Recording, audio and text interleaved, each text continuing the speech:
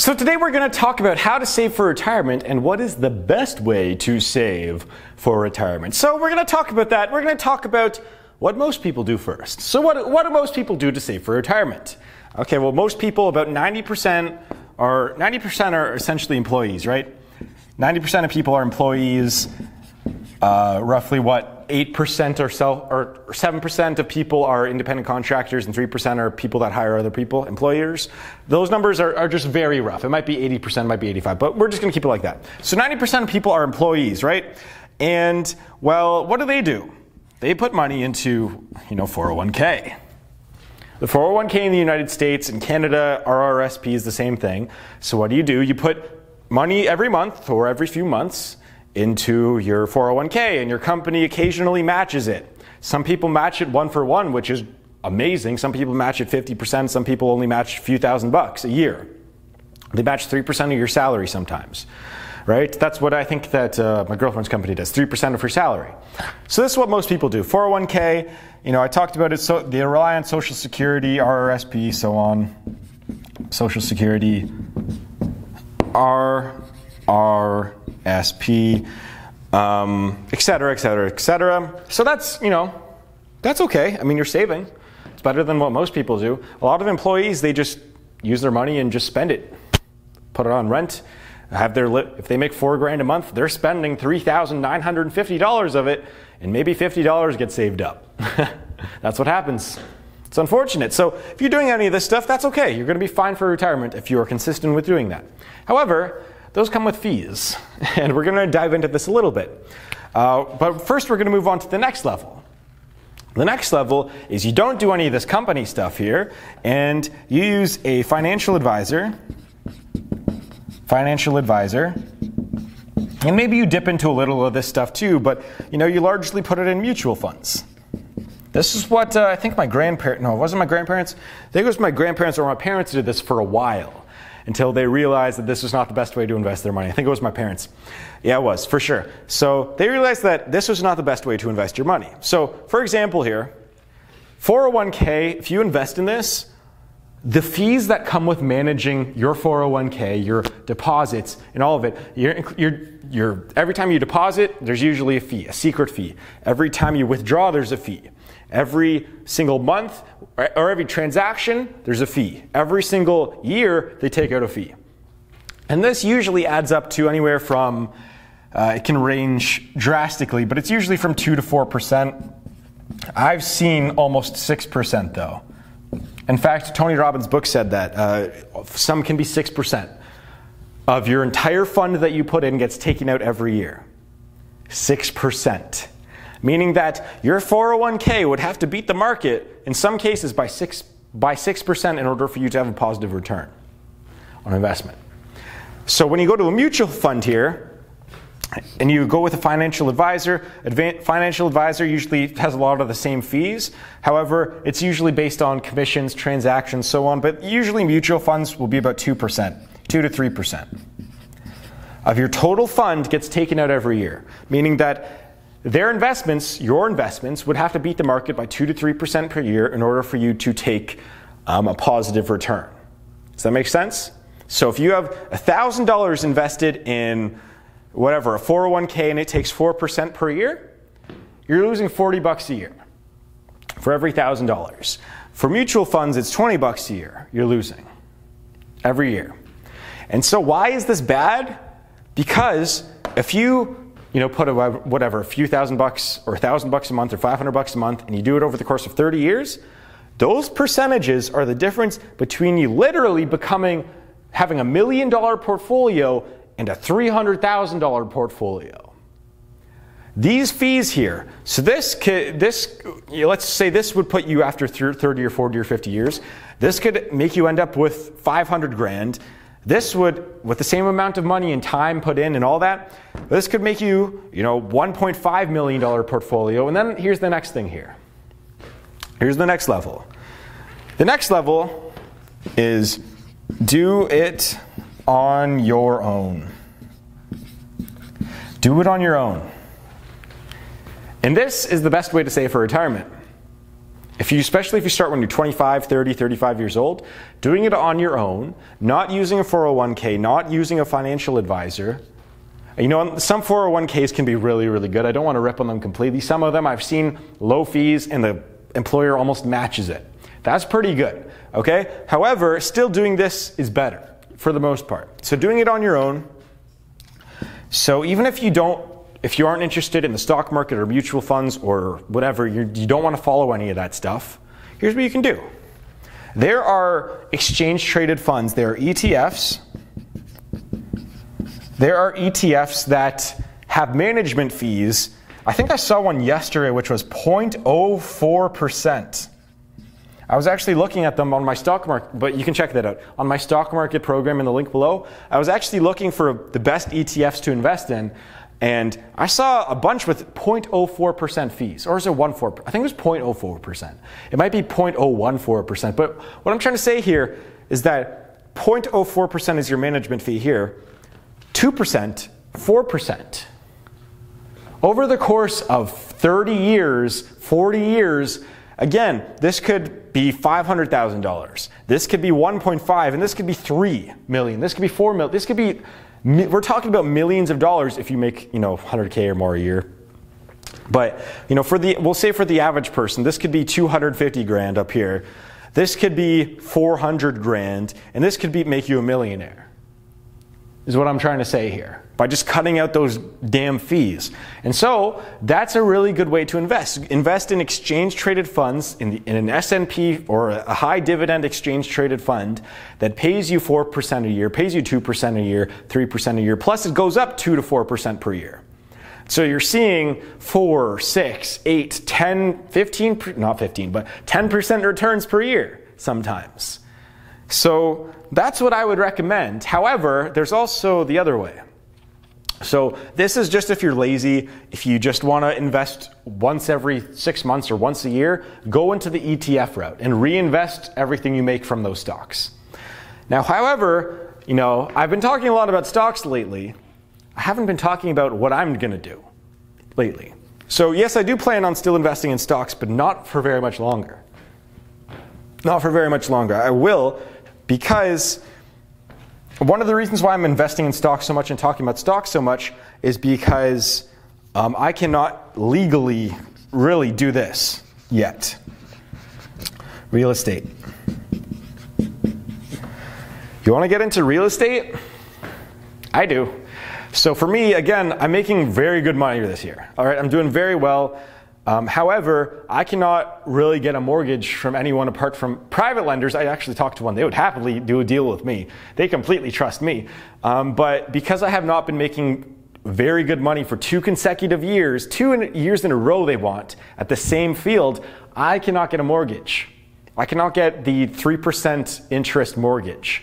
I could go to a private lender and get 10%, but I'm not going to do that because that's a ripoff.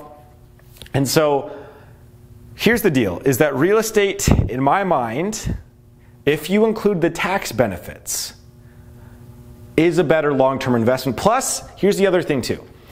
I think it is a better investment if you're willing to put the time in. If you don't include time, real estate's a better investment. For me personally, if you include time, you need to put into it and actively working, and you include the fact that you're going to have a tax guy and talk to a lot of people and handle tenants sometimes, or a property management company, then it's probably not worth it for you, which is why I said in my stock market investing versus real estate investing video was that I think stocks are better for most people. For like 80 to 90 to 99% of people, invest in stocks. And that's much better because you don't need to put in the time or work or whatever. But if you have the time and you're motivated to probably get better returns in the long run, real estate's the way to go. So real estate, you can get massive tax write-offs. You can get 6 to 10 to 15% returns per year. You have full control over it, which is what I like. You have full control over rent price. Well, you can't legally now in Ontario up the rent more than like 3% a year, but or I think it's 2% or something like that. But you have full control over the rent price. You have full control over what properties you buy. You have full control over your own company. If you start a real estate company, when you invest in stocks, you don't have control. You're just taking a guess that the company will do well. You're taking a guess that the stock will go up over time. In real estate, you have control. You are buying a property, you have control over it, you get to see it, you get to walk by it, you get to do it all yourself, which is what I like. But the tax benefits are, you get to write off the mortgage interest on the loan. That gets a tax write-off. You get to write off 3% of the property's value, 4% every single year. So if you buy a home for, I think it's 4%, it might be 3%, but we're gonna say 4. So if you buy a property or a building that's worth $1 million, the building itself is worth $1 million, you get to write off 40 grand in taxes that year for depreciation. 40 grand. That building might only give you a profit of 50, 60 grand. All right, and if you include depreciation and interest on the loan, you might even not have to pay taxes on that thing. That's what I'm trying to say here. So the tax advantages here are massive in real estate. And so what I plan on doing for my retirement plan is a combination of stocks and real estate, mostly real estate. And so most people are going to go 401k or financial advisor. But if you invest yourself, whether it's in real estate or in stocks, I mean, you're not going to need a 401k. You're not going to need it. If you can kick out all these fees and build up a portfolio of even $1 million by the time you're 60, which is attainable for surprisingly a lot of people, more than you think. A lot of people are laughing, but more than you think, it's attainable. Think about it, even $1 million, and if it was in real estate and it paid you 4% per year, we're talking 40 grand a year you're going to make in cash flow. And if it's $1 million in stocks, a 4% dividend in stocks, that's 40 grand a year again in dividends. So if you can build up, my plan is not to do a 401k. Now legally I do have to put some money into, I think it's an RRSP. I think legally I do have to put in like 8 grand or something, or 4 grand a year. I don't like it, but whatever. I'll take that paycheck when I'm 60. So I don't legally need to, I legally need to do that. However, I still plan on building up my own portfolio on my own, cutting out all those fees, doing this all myself. It can save you literally hundreds of thousands of dollars by just investing on your own. And so that's what I'm going to do. And I've talked to you guys about this many times, about how, as soon as I can legally get a mortgage that's backed by a traditional bank in Canada, I'm going to be taking you through what it's like to invest in real estate and what the returns are like, how to get tenants, how to do property management, things along those lines, how to renovate. That's all going to come up. I need to unfortunately wait at least 1 more year, but I think legally I still need to wait 1.5 years, which is fucking bullshit. So that's the best way to save for retirement. 401k is okay. Financial advisor, that's okay. I'm not saying it's bad, it's better than nothing. But investing on your own, whether it's in stocks or real estate, is going to pay you more dividends. I guess literally dividends and psychological dividends more than anything. It's going to pay it in the long run. So that's what I plan on doing. That's the best way to save for retirement, is just investing on your own. As long as you do it in a smart way. Don't invest in all your money in tech. Actually today, I think all tech stocks are down today, like substantially, and people are freaking out again, which is really funny. I'll do a video on that. But that's the best way to save for retirement. That's the best way, is to just invest on your own, pick up some dividends, invest for the long term, and don't put your money into stuff that you have to pay a lot of fees into. That's it. It's that simple. That's the best way to save for retirement. So, I guess the last thing I want to say too is that, overall, my way to invest for retirement is to essentially just build an empire. So this doesn't even have to be in stocks or real estate. If you are an entrepreneur, my main way, I guess, is just going to be to live off of what I've already made. From business, from sales, from clients, from everything. That's it. And put a lot of that money in stocks and savings and real estate, but build up my own empire of stocks, of real estate, and my own business. And you just won't have to worry about savings. If you have 5 million in the bank or 10 million in the bank, who cares? Who cares about how much your 401k is? Who cares about a 401k? If you're motivated to have that much savings and to have a net worth of $10 million or 20 million, I want to be 100 million. That's my goal. I want to get to 100. I don't know how I'm going to get there. I want to get to 100. Minimum 10, but hopefully 100. So again, if you do that and you just build up a business that's worth millions of dollars, or you build up a portfolio worth millions of dollars on your own, then who cares about your retirement savings? It's that simple. Like, who gives a fuck? I mean, if you have, what's the ROI on not giving a fuck? I mean, do you think Gary Vee has an RRSP? Think about this. Do you think Gary Vee has one? No. He doesn't have a 401k, I bet. Unless he legally has to do it too. I don't know what the rules are in the States. I bet you Grant Cardone doesn't have a 401k. I bet you Bill Gates doesn't have a 401k. I bet you Elon Musk doesn't have one. I bet you your local whatever owner of the real estate empire apartment complex doesn't have a 401k.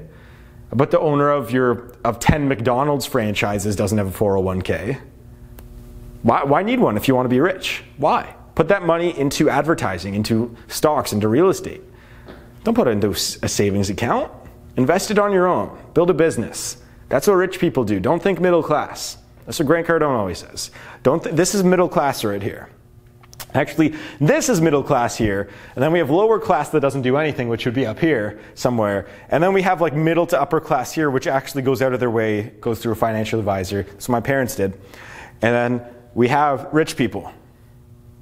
So that's the difference here. Do you want to be wealthy, rich in the future? That's the route that I think that you guys should go. However, again, just closing this out, this is still okay. If you are just putting in a 401k, RRSP, mutual fund, whatever, that's better than doing nothing. I can promise you that. I always rip on them, but it's better than spending all that money on your own. So that's going to wrap this video up. If you want to check out my wealth course in the link below, been getting great reviews on that. Check that out. I'm teaching you how to build a side business, what it's like to build a business, side business, how to build an empire kind of things, what I did to build my businesses so that I can work for myself.